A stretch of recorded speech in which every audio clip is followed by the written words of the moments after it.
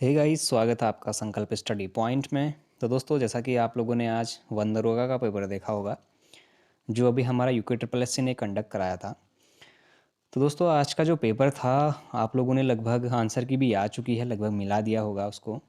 फिर भी एक बार हम लोग वीडियो के माध्यम से मैं आपको बताना चाहूँगा कि जो पेपर है वो किस लेवल का था, कितनी मेरिट लगभग उसकी रह सकती है, और कितने क्वेश्चन टफ थे, कितने क्वेश्चन ईजी थे, कैसा पेपर था, उन सभी चीज़ों के बारे में डिस्कस करेंगे।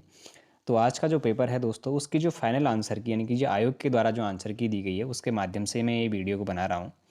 तो आप लोग देखिएगा और लास्ट में बताइएगा कि कमेंट्स में कि आप लोगों के कितने क्वेश्चन सही हैं और कितने नंबर आप लोगों के बन रहे हैं। तो उसके बाद ही कुछ बता पाएंगे उस बारे में।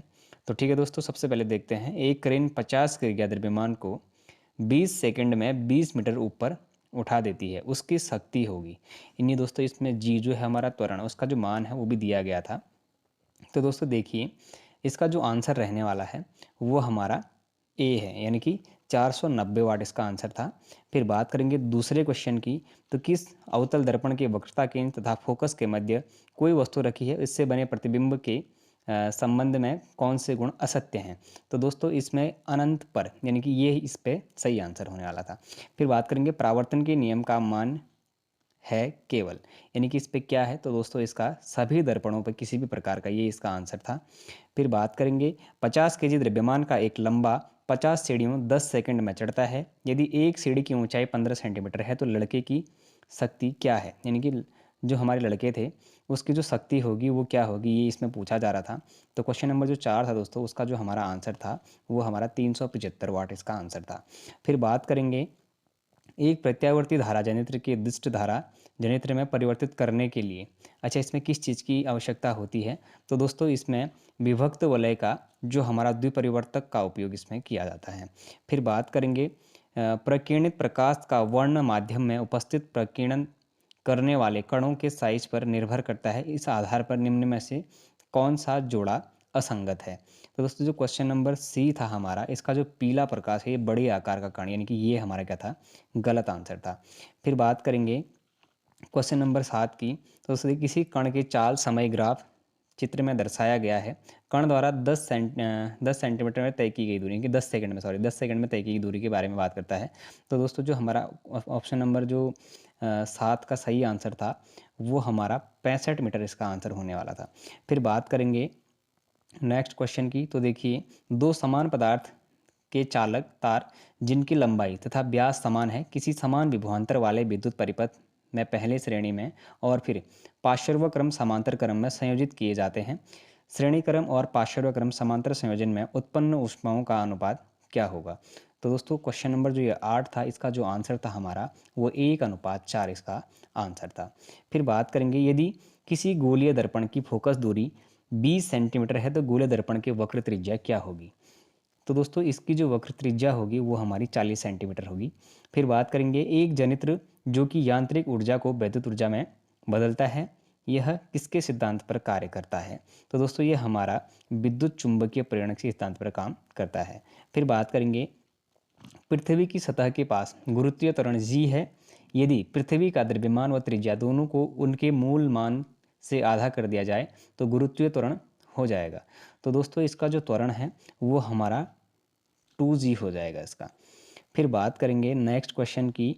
दो 2 ओम तथा 4 ओम प्रतिरोध के दो प्रतिरोधकों की किसी बैटरी के संयोजित करने पर होगा, यानी कि इसमें क्या होगा ये पूछ रहा था। तो दोस्तों, इसमें जो श्रेणी में संयोजित हो तो इनके जो समान धारा प्रवाहित करी जाएगी। अगर संयोजित होने पर क्या होगी, इनमें समान धारा जो है वो प्रवाहित करी जाएगी। फिर उसके बाद देखिए, अगला क्वेश्चन था +2.0 डायोप्टर तथा +2.25 डायोप्टर क्षमता वाले दो लेंसों का संयोजन किया गया, इस संयोजन की फोकस दूरी क्या है। तो दोस्तों, इसकी जो फोकस दूरी थी वो 0.44 माइक्रोन थी। फिर उसके बाद बात करेंगे, जब प्रकाश किरण नेत्र में प्रवेश करती है तो अधिकांश अपवर्तन कहाँ पर होता है। तो दोस्तों, ये सबसे ज़्यादा होता है ये हमारा कॉर्निया के बाहरी सतह पर देखने को मिलता है। फिर बात करेंगे नेक्स्ट क्वेश्चन की। 2 ओम, 3 ओम तथा 6 ओम प्रतिरोध वाले तीन प्रतिरोधकों को किसी प्रकार जोड़ा जाए कि उनका तुल्य प्रतिरोध 4 ओम हो जाए। तो दोस्तों, इसका जो आंसर रहने वाला था वो ऑप्शन नंबर ए था। इसमें दोस्तों 3 ओम 6 ओम को समांतर क्रम में जो कि 2 ओम के साथ श्रेणी क्रम में हो। तो इस तरीके से इसमें दर्शाया गया था। फिर बात करेंगे क्वेश्चन नंबर 16 की। तो किसी प्रतिध्वनि 4 सेकंड में सुनी जाती है, स्रोत के परावर्तक सतह की दूरी क्या होगी? तो दोस्तों इसका जो आंसर था वो हमारा 684 मीटर था। फिर बात करेंगे नेक्स्ट क्वेश्चन यानी कि क्वेश्चन नंबर 17 की। तो प्राथमिक इंद्रधनुष निर्माण के अंतर्गत प्रकाश प्रकाश किरण द्वारा जल बूंद के भीतर जाने से लेकर हमारी आंख तक पहुंचने में निम्न क्रमबद्ध घटनाएं होती हैं। तो इसका जो आंसर था दोस्तों वो हमारा अपवर्तन, आंतरिक परावर्तन और अपवर्तन था। फिर बात करेंगे नेक्स्ट क्वेश्चन की। किसी विद्युत केतली 220 वोल्ट पर प्रचलित होने पर 1 किलोवाट विद्युत शक्ति उपभुक्त करती है। इसके लिए किस अनुमतांक के फ्यूज तार का उपयोग किया जाना चाहिए? तो दोस्तों इसका जो आंसर था वो हमारा 4.5 एम्पियर था। फिर बात करेंगे पहियों के संघर्ष बल एवं अन्य असंतुलित बलों की अनुपस्थिति में एक 50 केजी द्रव्यमान का लड़का 5 मीटर पर सेकंड की क्षैतिज गति से एक स्थिर 5 केजी की ट्रॉली पर कूदता है। अब उस ट्रॉली पर लड़के सहित ट्रॉली की गति क्या होगी? ये इसका एक क्वेश्चन था दोस्तों। इसका जो आंसर था वो 4.5 मीटर पर सेकंड इसका आंसर था। फिर बात करेंगे क्वेश्चन नंबर 20 की यानी कि 20 क्वेश्चन नंबर की बात करेंगे। तो चित्र में दर्शाए अनुसार कोई इलेक्ट्रॉन किसी चुंबकीय क्षेत्र में या फिर चुंबकीय क्षेत्र के लंबवत प्रवेश करता है तो इलेक्ट्रॉन पर आरोपित बल की दिशा क्या होगी? तो दोस्तों यहाँ पे इलेक्ट्रॉन पर आरोपित बल की जो दिशा थी वो हमारी कागज के भीतर की ओर जाते हुए इसका आंसर होना था। फिर इसके बाद बात करेंगे नेक्स्ट क्वेश्चन की। तो देखिए निम्न में से कौन सा प्राश्रव्य तरंगों का अनुप्रयोग नहीं है? तो दोस्तों जो हमारा एक्सरे है, हड्डियों का जो एक्सरे है वो प्राश्रव्य तरंगों का अनुप्रयोग नहीं करता है। फिर बात करेंगे श्वेत प्रकाश का एक लघु स्पंद वायु के कांच के एक स्लैब पर लंबवत आपतित होता है। स्लैब से गुजरने के पश्चात सबसे पहले निर्गत होने वाला वर्ण होगा। तो दोस्तों जो इसका आंसर था वो हमारा लाल था। फिर बात करेंगे नेक्स्ट क्वेश्चन की। तो देखिए यहाँ पे एक ऊपर दी गई चित्र में परिपथ है। आरेख में 3 ओम के परिपथ को विद्युत धारा की गणना कीजिए। तो जो इसका आंसर आने वाला था दोस्तों वो हमारा यानी कि जो एम्पियर की इसमें गणना करनी डाली है तो इसमें 2 एम्पियर की गणना की जा रही थी। फिर बात करेंगे मनुष्य के कान में कौन सा भाग दबाव यानी कि कंपनों को विद्युत संकेतों में बदलता है? तो दोस्तों जो हमारे कान का कर्णावृत होता है दोस्तों ये हमारे क्या कर देता है? विद्युत संकेतों को बदलता है। फिर बात करेंगे नेक्स्ट क्वेश्चन की। एक व्यक्ति 2 मीटर से अधिक दूरी पर स्थित बिंबु को स्पष्ट नहीं देख सकता। इस दोष का संशोधन उस लेंस के उपयोग द्वारा किया जा सकता है जिसकी क्षमता हो। तो दोस्तों इसकी जो क्षमता थी हमारी वो कितनी थी? -0.5 डायोप्टर थी। फिर बात करेंगे नेक्स्ट क्वेश्चन की। तो दर्शाए गए वक्र चित्र में आधी तरंगदैर्घ्य है। तो इसका जो आंसर रहने वाला है दोस्तों आधा तरंगदैर्घ्य किस में था? अगर क्वेश्चन पूछा गया था इसमें तो जो हमारा बी और डी था दोस्तों, जो हमारा ऐसे बनेगा ये वाला हमारा क्या था? आधा तरंगदैर्घ्य था। फिर बात करेंगे नेक्स्ट क्वेश्चन की। विद्युत आवेश का एसआई मात्रक कूलाम है। यह लगभग कितने इलेक्ट्रॉनों को आविष्ट आवेश के तुल्य समान होता है? तो दोस्तों जो हमारा ये आवेश जो कूलाम था तो ये कितने इलेक्ट्रॉनों की आविष्ट आवेश का तुल्य होता है? अगर क्वेश्चन पूछा गया तो इसका जो आंसर था दोस्तों वो कितना होता है? हमारा 6 × 10⁻18 इलेक्ट्रॉन्स होता है। फिर उसके बाद देखिए 28वां क्वेश्चन है। निम्न में से कौन सा पदार्थ लेंस बनाने के लिए प्रयुक्त नहीं किया जाता है? तो दोस्तों लेंस बनाने के लिए मिट्टी का प्रयोग इसमें नहीं करा जाता है। बाकी जल, कांच और प्लास्टिक तीनों का ही प्रयोग किया जाता है।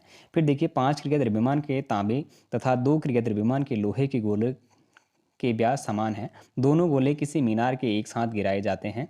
जब वह भूतल से 6 मीटर ऊपर होते हैं तब इनके समान होते हैं। तो इनके जो समान है वो क्या होता है? संवेग होता है, स्थितिज ऊर्जा होता है, त्वरण होता है या गतिज ऊर्जा होता है।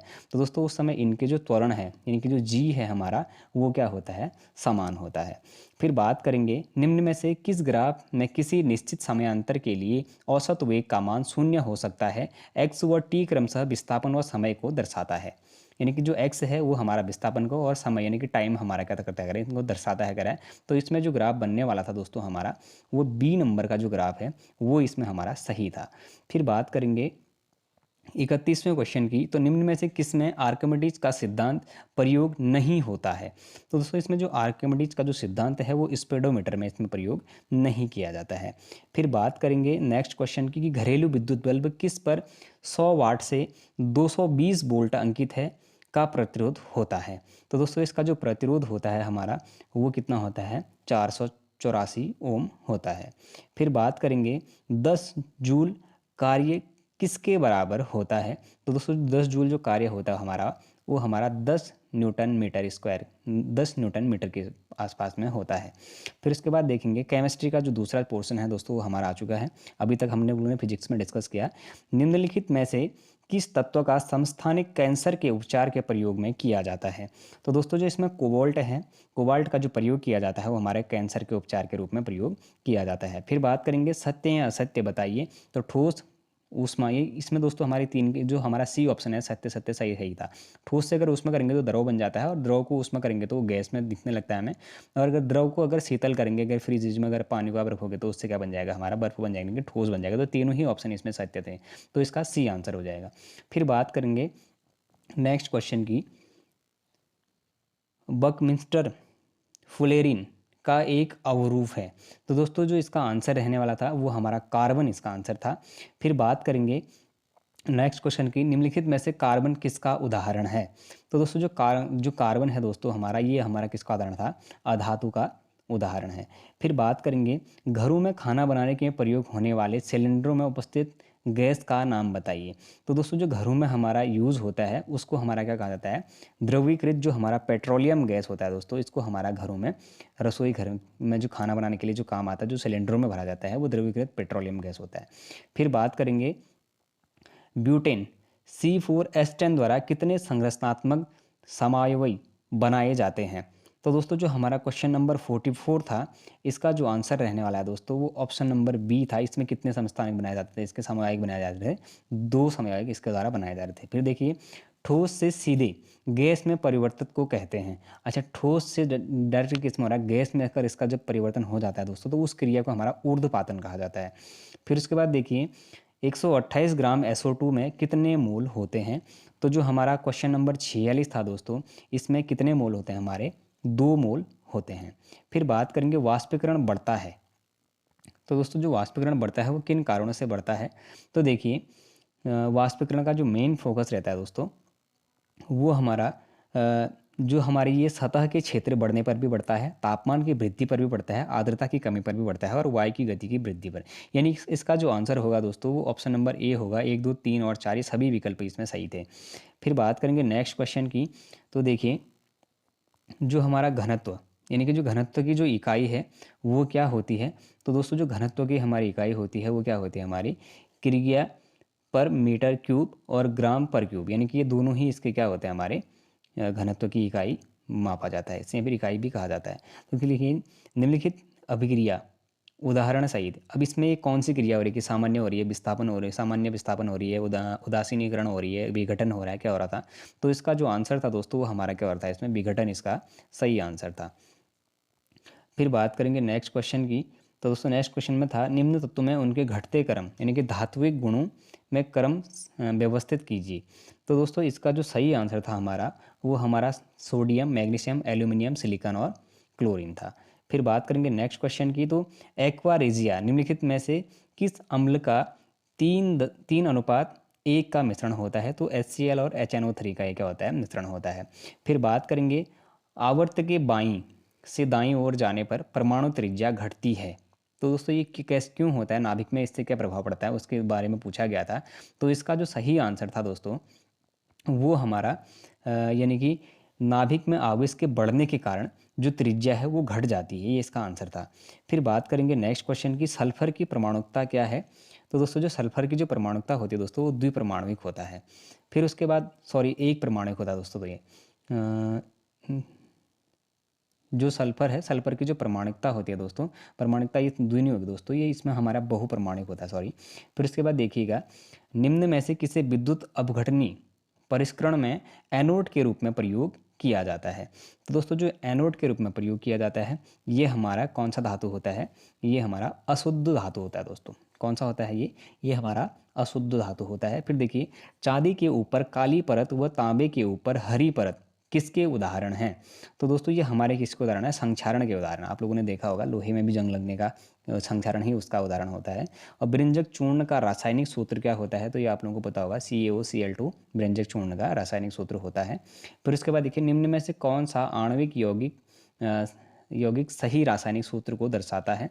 तो दोस्तों इसमें जो हमारा आणविक था वो जो हमारा H2S दिखा रहा था, ये हमारा क्या था, इसमें हाइड्रोजन सल्फाइड सही आणविक सूत्र को दर्शा रहा था। फिर बात करेंगे क्वेश्चन नंबर 58 की। तो इसमें सामान्य ताप और दाब पर 3.8 लीटर सल्फर डाइऑक्साइड का द्रव्यमान क्या होगा? तो दोस्तों इसका जो आंसर था हमारा वो 10.85 ग्राम था। फिर बात करेंगे नेक्स्ट क्वेश्चन की, ऊष्मीय ताप की मात्रा को 1 kg द्रव को उसके क्वथनांक पर वायुमंडलीय दाब पर गैसीय अवस्था में परिवर्तन के लिए चाहिए, उसे क्या कहा जाता है? तो दोस्तों इसे हमारा क्या कहा जाता है? वाष्पीकरण की गुप्त ऊष्मा इसको कहा जाता है। फिर बात करेंगे प्रोपेन का आणविक सूत्र C3H8 है, इसमें इनके कितने संयोजक आबंध होंगे? ये क्वेश्चन इसमें पूछा गया था। तो दोस्तों इसमें 10 संयोजक आबंध होते हैं। फिर बात करेंगे नेक्स्ट क्वेश्चन की। तो किसी कक्षा में उपस्थित अधिकतम इलेक्ट्रॉनों की संख्या को सूत्र से दर्शाया जाता है। तो दोस्तों ये किससे दर्शाया जाता है हमारा? ये हमारा 2n² से दर्शाया जाता है। फिर उसके बाद देखिए, चिप्स के उपचयन को रोकने के लिए चिप्स की थैली में कौन सी गैस भरी जाती है? तो दोस्तों ये कौन सी गैस होती है हमारी? नाइट्रोजन गैस उसमें भरी गई होती है। फिर उसके बाद देखिए, एल्किनो का सामान्य सूत्र है। तो दोस्तों जो एल्केनो का हमारा सामान्य सूत्र होता है वो CnS2n होता है। फिर उसके बाद देखिए नेक्स्ट क्वेश्चन, वह प्रक्रिया जिसमें कार्बोनेट अयस्क को सीमित वायु में अत्यधिक ताप पर गर्म करने पर यह ऑक्साइड में परिवर्तित हो जाता है। तो दोस्तों इसका जो आंसर है उसे क्या कहा जाता है? हमारा निस्तापन कहा जाता है। फिर देखिए, ब्रोमीन के समस्थानिक यानी कि जो हमारा परमाणु भार और परमाणु क्रमांक है उसको इसमें दर्शाया गया है। तो इसमें जो परमाणु द्रव्यमान है वो क्या होगा, यानी कि ब्रोमीन का परमाणु जो द्रव्यमान है वो क्या होगा करके पूछा गया था। दोस्तों इसमें जो परमाणु का द्रव्यमान था वो हमारा कितना था? 80 इसका परमाणु द्रव्यमान होगा।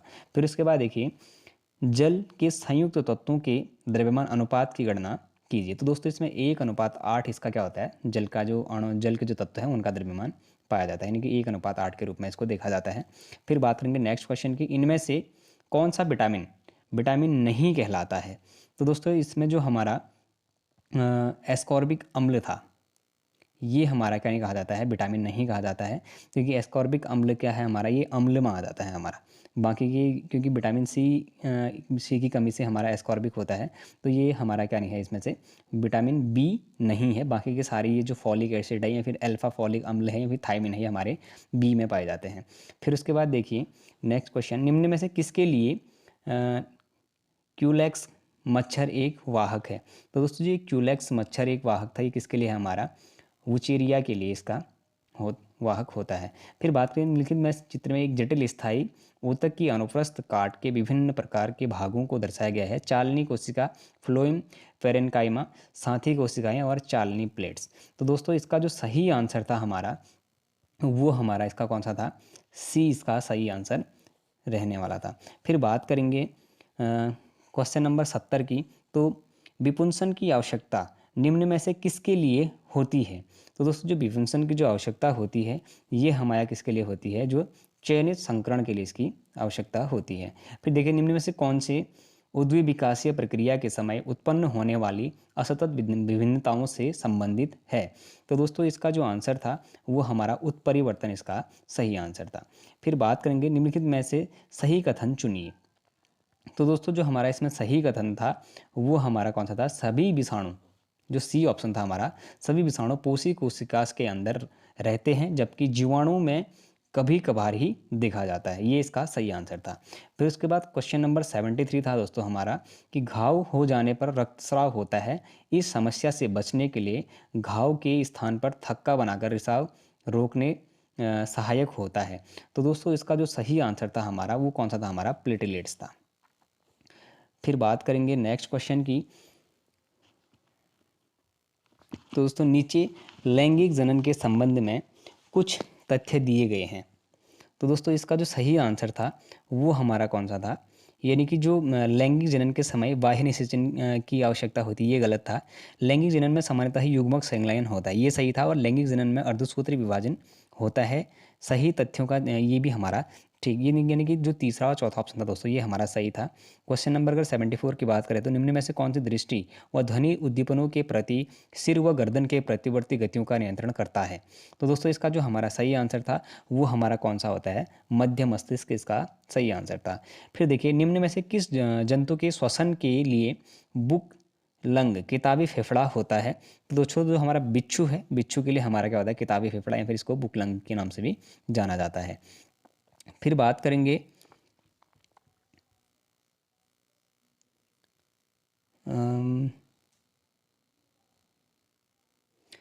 नेक्स्ट क्वेश्चन की। तो देखिए निम्न में से कौन सा विशेषतः उभयचरों के लिए प्रसिद्ध हॉटस्पॉट है जहां लगभग 220 जातियां पाई जाती हैं, उनमें 78 स्थानिक हैं। तो दोस्तों इसका जो सही आंसर था हमारा वो कौन सा था, पश्चिमी घाट इसका सही आंसर था। फिर देखिए निम्न में से किस मानव पूर्वजों को प्रागैतिहासिक मानव में वर्गीकृत किया गया। तो दोस्तों जो हमारा होमो इरेक्टस था इसको हमारा क्या करा गया था, विभिन्न वर्गों में वर्गीकृत किया गया था। फिर देखिए नेक्स्ट क्वेश्चन, शारीरिक द्रव्यों एवं साम्यताओं के संदर्भ में निम्न में से कौन सा आपूर्ति पथ तथा स्वच्छीकरण निष्कासन पथ के लिए कार्य करता है। तो दोस्तों जो हमारा इसमें रक्त, प्लाज्मा और जो लसिका और अंतराली जो द्रव्य होते हैं ये हमारे क्या करते हैं, निष्कासन पथ के लिए कार्य करते हैं। फिर देखिए क्वेश्चन नंबर 82, निम्न में से कौन सी तकनीकी शब्द ग्रीक धार्मिक ग्रंथ के वर्णित 9 सिरों वाले दैत्य सर्प को इंगित करता है। तो दोस्तों इसका जो हमारा हाइड्रा विरिडिस है ये हमारा क्या करता है, हमारा 9 सिरों वाले दैत्य सर्प को इंगित करता है। फिर देखिए सबसे बड़ा लुप्त प्राय जीवित लीमर इद्री इद्री कहाँ पाया जाता है। तो दोस्तों ये हमारा कहाँ पर पाया जाता है, ये हमारा मेडागास्कर में पाया जाता है। ठीक हो गया। फिर उसके बाद देखिए, फिर उसके बाद जो हमारा है, एक पारिस्थितिकी तंत्र में जीवों को अपनी आपसी संबंधों एवं पारस्परिक क्रियाओं को जीरो माइनस तथा प्लस संकेतों द्वारा दर्शाया जाता है। उस सही विकल्प का चयन कीजिए जो परजीवी तथा सहभोजिता प्रकार के पारस्परिक क्रिया दर्शाता है। तो इसका जो सही आंसर था दोस्तों वो हमारा इसका बी आंसर इसका सही था। फिर देखिए बिडाल परीक्षण किस रोग की संभाव्यता के लिए किया जाता है। तो दोस्तों टाइफाइड की जांच के लिए क्या करा जाता है, हमारा बिडाल टेस्ट करा जाता है। निम्न में से अनावश्यक अमीनो अम्ल का चयन कीजिए। तो दोस्तों इसमें जो अमीनो अम्ल है, अमीनो अम्ल कौन कौन से है इसमें, जो हमारा एस्पार्टिक एसिड और सिस्टीन इसमें क्या था, हमारा अमीनो अम्ल था। फिर उसके बाद देखिए निम्न सारणी का अध्ययन कीजिए। तो दोस्तों जो इसमें जो सारणी थी, जैसे कि हमारा यूप्लिक एटला और जैसे नेडेरिया हो गया, एबिज हो गया और एडिकना हो गया। तो जो इसका जो सही क्रम लगाना था दोस्तों, इसमें जो सही आंसर था हमारा, तो ये हमारा सी आंसर इसका सही था। उसके बाद फिर बात करेंगे नेक्स्ट क्वेश्चन की। तो निम्नलिखित में से कौन सा पादप हार्मोन है। तो दोस्तों आपने देखा होगा ऑक्सिन, जिबरेलिन, साइटोकाइनिन, एथिलीन और एबिसिक अम्ल ये हमारे हार्मोन के अंतर्गत आते हैं। तो साइटोकिनिन इसका क्या हो गया, सही आंसर हो गया। फिर देखिए किसी भी परिस्थिति में जब हम किसी ऊर्जा स्रोत का चयन करते हैं वह किन कारणों पर निर्भर करता है। तो दोस्तों इसका जो सही आंसर था हमारा उपरोक्त तो सभी है, क्योंकि इसमें हम ऊर्जा का स्रोत एवं ऊर्जा प्राप्त करने की सरलता और उपलब्धता, प्रौद्योगिकी की क्षमता और पर्यावरण की क्षति, तीनों को इसमें देखने को मिलते हैं। फिर इसके बाद देखिए नेक्स्ट क्वेश्चन, एक स्वतंत्र न्यूक्लियोटाइड अणु के फास्फोट समूह का शर्करा अणु के OH समूह यानी कि में निम्न में से किस स्थल पर एस्ट्रीकरण होता है। तो दोस्तों इसका जो सही आंसर था हमारा वो क्या था, C5 तथा C3 स्थल इसमें पाए जाते हैं। फिर देखिए कॉलम फर्स्ट के शब्दों का कॉलम द्वितीय के मिलान कीजिए। जो इसमें हमारे दोस्तों जो इसका सही आंसर था, जैसे कि हमारा जो ट्रिप्सिन, काइमोट्रिप्सिन है ये हमारे कहाँ पर पाए जाते हैं, अग्न्याशय ग्रंथि में जो पाचक हार्मोन है उनके रूप में इसका प्रयोग देखने को मिलता है। टाइलिन है जैसे लार में ये हमारा देखा जाता है। तो इसका जो सही आंसर था दोस्तों वो हमारा बी इसका सही आंसर था। फिर बात करेंगे निम्न में से किन रोगों के RNA ट्रांसक्रिप्टेड विकर सहित एक तंतुमय आरएनए यानी कि जो एसआरएनए में से संबंधित है। तो दोस्तों इसका जो सही आंसर था हमारा, वो हमारा यानी कि जो निमोनिया, इन्फ्लुएंजा और रेबीज है, इनमें इसका क्या होता था दोस्तों, संबंधित था। फिर उसके बाद बात करेंगे मेगा डाइवर्सिटी के क्षेत्र विशेषतः किस किस के मध्य पाए जाते हैं। तो दोस्तों जो मेगा डाइवर्सिटी है, ये हमारे मकर रेखा और कर्क रेखा के मध्य में पाए जाते हैं। फिर बात करेंगे नेक्स्ट क्वेश्चन की, निम्न में से पौधे के लिए आवश्यक सूक्ष्म पोषक की सही समूह को चयन कीजिए। तो दोस्तों जी इसमें सही समूह होता है, इसका कौन सा होता है हमारा, जो हमारा लौह होता है, फिर उसके बाद कॉपर, बोरॉन और मैग्नीज का सही क्रम होता है। फिर देखिए निम्न में से कौन से विकल्प में वे प्रदूषण हैं जिनके राष्ट्रीय वायु गुणवत्ता सूचकांक NAQI में सम्मिलित किया गया। तो दोस्तों इसका जो सही आंसर था हमारा, वो कौन सा था, PM10, PM2.5, NO2, SO2 और CO2, O3, NH3 और PB इसका सही आंसर था। फिर देखिए उसके बाद क्वेश्चन नंबर 96, निम्न में से किस में प्लेक्वाइट सल्क होता है। तो दोस्तों इसका जो सही आंसर था वो हमारा किस में होता है, हमारा स्क्लोलियोडॉन में होता है। फिर उसके बाद देखिए नेक्स्ट क्वेश्चन, यदि किसी वृक्ष की छाल तने बने निचले भाग में गोलाई में निकाल दी जाए तो वृक्ष सूखकर मर जाता है। ऐसा क्यों होता है दोस्तों, क्योंकि इसमें जो हमारे जड़ें जो होती हैं वो ऊर्जा के अभाव से क्या कर जाती हैं, यहाँ पे भूखी रह जाती हैं, इसीलिए ये सूख जाती हैं। फिर देखिए उसके बाद नेक्स्ट क्वेश्चन, नीचे एक अंतःस्रावी ग्रंथि के काट का आरेख है, किन संख्याओं के नामांकित परतों द्वारा कॉर्टिसोल तथा कार्टिकोस्टेरोन हार्मोन का स्रावण होता है। तो दोस्तों इसका जो सही जो आंसर रहने वाला था वो हमारा कौन सा था, वो हमारा बी इसका सही आंसर था, यानी कि तीसरा और चौथा इसमें आप लोग देख लीजिएगा। फिर उसके बाद है, निम्न में से कौन सा एक संकेत देता है कि कोई अभिलक्षण प्रभावी अथवा अप्रभावी है। तो दोस्तों इसका जो लक्षण देता है हमारा, वो कौन देता है, एक गुण संकरण इसका सही आंसर देता है। फिर उसके बाद देखिए पक्षाभी एपिथीलियम निम्न में से किसका लक्षण है। तो दोस्तों जो पक्षाभी है हमारा, ये किसका होता है, अंडवाहिनी और श्वसनिका का लक्षण देता है। तो दोस्तों ये हमारे 100 क्वेश्चन लगभग हमने डिस्कस किए, और जो पेपर था दोस्तों ये इसमें से लगभग 10 से 15 क्वेश्चन यानी कि बहुत इजी थे, और उसके बाद यानी कि 20 से 25 के बीच में लगभग मॉडरेट लेवल का पेपर था। और उसके बाद बात करेंगे तो 30 से 35 क्वेश्चन के आसपास इसमें लगभग ठीक ठाक क्वेश्चन थे, इसमें लगभग मॉडरेट लेवल के क्वेश्चन इसमें देखने को मिले। 20 से 25 के आसपास में इसमें नॉर्मल क्वेश्चन थे, और 10 से 15 इसमें थोड़ा इजी क्वेश्चन थे। तो दोस्तों लेवल बहुत अच्छा था पेपर का, और NCERT जिसने अगर 9th से 12th अगर जिसने अध्ययन किया था, तो कहीं ना कहीं उन बच्चों के 75 के आसपास इसमें मार्क्स ऑप्टेन करने के लिए अच्छे खासे मार्क्स आ सकते हैं। 80-85 के आसपास भी लोगों ने इसमें मार्क्स ऑप्टेन किए होंगे।